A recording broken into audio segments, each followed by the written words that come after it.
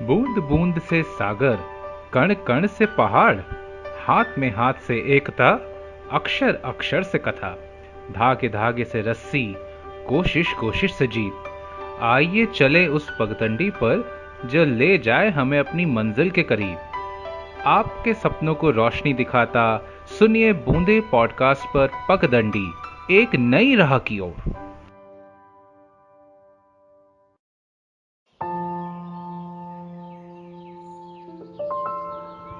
ह्वेनसांग का कुंभ स्नान।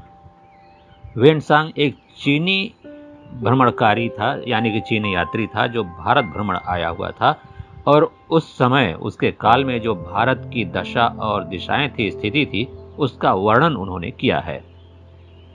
खासतौर से उसके कुंभ स्नान की बात करना चाहेंगे।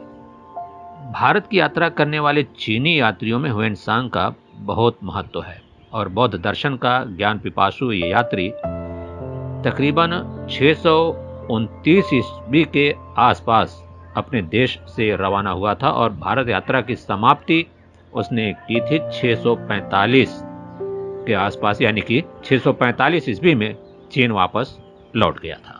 ह्वेनसांग 8 वर्ष तक भारत में रहा और पूरे 2 वर्ष उसने नालंदा महाविहार में संघाराम में कामरूप के राजा कुमार राज के साथ संस्कृत और बौद्ध दर्शन के अध्ययन में बिताए थे।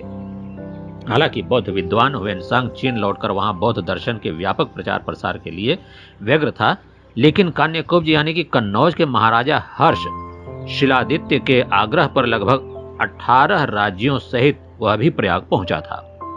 हर्ष शिलादित्य अपने शासन के हर 5वें वर्ष पर मोक्ष पर्व मनाया करता था। पहला मोक्ष पर्व ईस्वी सन 612 में और 643 में जो चीनी विद्वान ह्वेनसांग की उपस्थिति में मनाया जा रहा था। छठा मोक्ष पर्व था।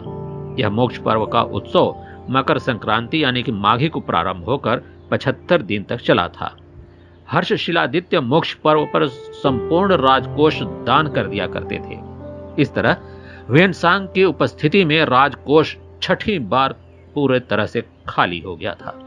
इस मोक्ष पर्व पर उत्तर भारत के सारे राज्यों से 5 लाख बौद्ध भिक्षु, ब्राह्मण, विद्वान और जैन श्रमण और गुणी लोग, साधु और गरीब याचक एकत्र हुए थे।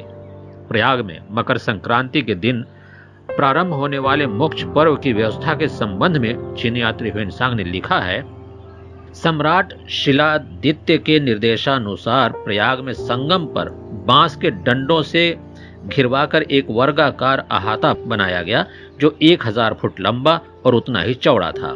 इस अहाते के भीतर घास फूस की कुटियाएं बनाई गई थीं। कुछ लंबे भंडार गृह भी बनाए गए थे जिनमें रेशमी सूती वस्त्र और सोने चांदी के सिक्के रखे गए थे। बांस के अहाते के बाहर भोजनशालाएं थीं और 100 से अधिक लंबे भवन थे जिनमें विद्वान, गुणी और भिक्षु, ब्राह्मण, श्रमणों के ठहरने की व्यवस्था थी। गंगा के उत्तरी तट पर सम्राट हर्ष शिलादित्य के शिविर, गंगा यमुना संगम के पश्चिमी तट पर बल्लभी के राजा ध्रुव व भट्ट और गंगा के दक्षिण तरफ कामरूप के राजा कुमार राज का शिविर लगा था। दान दक्षिणा के बारे में ह्वेनसांग का कहना है कि इस मोक्ष पर्व के प्रथम दिन गंगा की पवित्र रेत में बनी कुटीर में स्वर्ण निर्मित भगवान बुद्ध की प्रतिमा का स्थापन और दूसरे दिन भगवान सूर्य की प्रतिमा और तीसरे दिन भगवान शिव की प्रतिमा स्थापित की गई थी। चौथे दिन 10,000 बौद्ध भिक्षुओं को, यानी कि हर एक को 100 मोहरे, धोती, वस्त्र और इच्छा अनुसार भोजन, इसके बाद 20 दिन तक विद्वान ब्राह्मणों को दान दक्षिणा और विविध प्रकार के भोजन उपहार, और इसके बाद 10 दिन तक जैन भिक्षुओं को दान भोजन और पुनः 10 दिन तक विभिन्न देश प्रदेशों से आए भिक्षु, ब्राह्मणों और याचकों को दान। आखिर के 30 दिनों में भूखे और गरीबों को भोजन और वस्त्र आदि का दान दिया गया। प्रयाग इलाहाबाद का क्षेत्र महादान भूमि के नाम से भी उन दिनों विख्यात था। ये ह्वेनसांग के कुछ संस्मरण की हिंदी संस्करण है जिसे हमने आप सब तक प्रेषित किया। हमें उम्मीद है ये जानकारी आप सबको पसंद आएगी।